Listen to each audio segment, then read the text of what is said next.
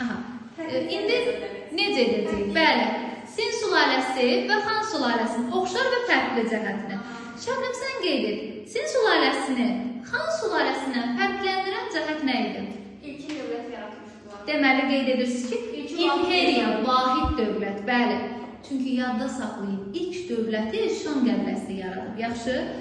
Amma ilk vahid dövləti, imperiyanı Sin sülaləsi yaradacaq. Neçənci ildə? 221. Ay, sağ ol, eradan əvvəl 221-ci ildə. Yaxşı, ikinci fərqlilik nədir Şəbnəm? İkinci fərqlilik Sin sülaləsinin dövründə eradan əvvəl 214-cü ildə Böyük Çin səddi İnşasına başlanıldı.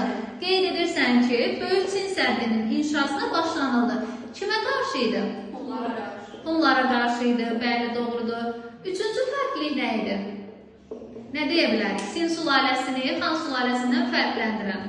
21 tayfanı birləşdirilmiş. O dediyin Hunlardaydı. Biz burada deyirik ki, 36 vilayətə bölünmə var idi. Yazın, Sin sülaləsində 36 vilayətə kim bölmüşdü? Sin Şuxandi bölmüşdü. Aydındır mı?